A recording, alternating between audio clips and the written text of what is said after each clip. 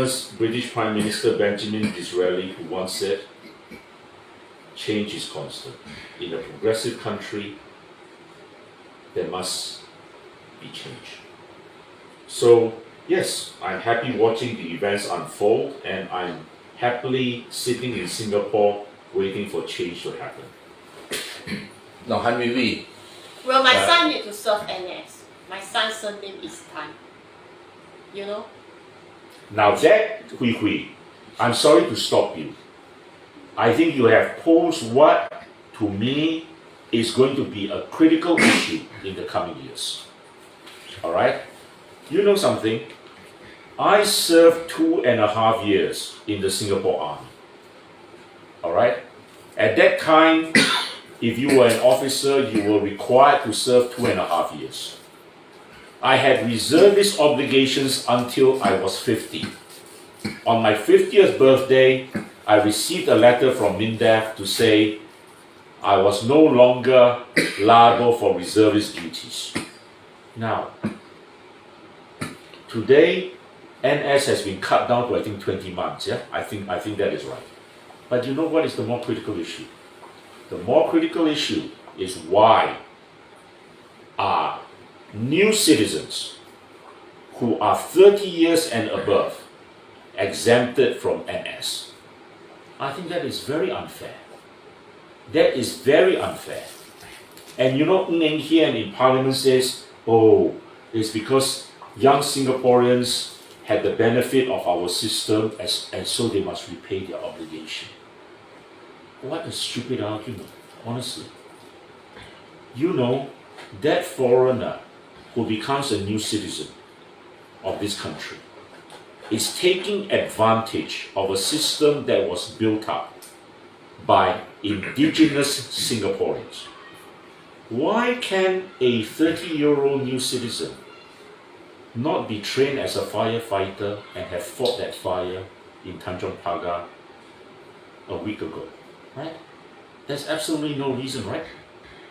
Instead, a native Singaporean, aged 19, I believe, all right, fought the fire, died.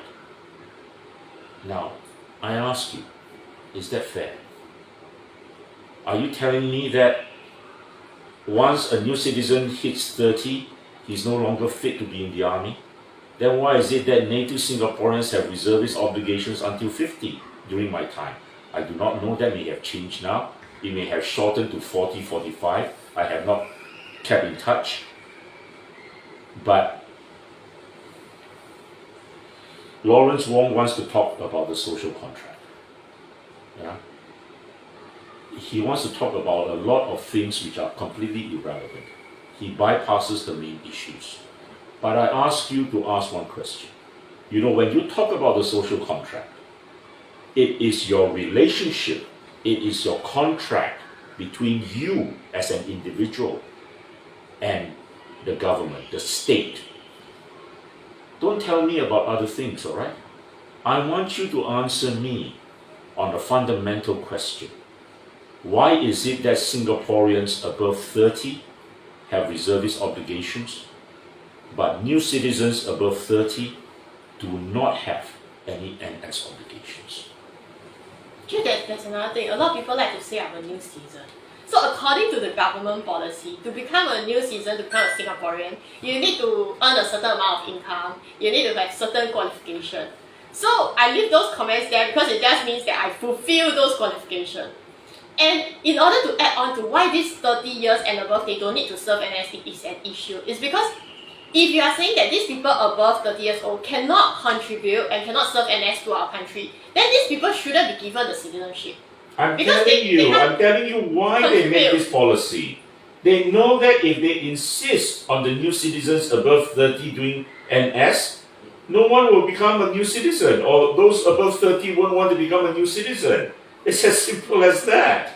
Alright, but if you make that policy, ask yourself then, is it fair to that native Singaporean?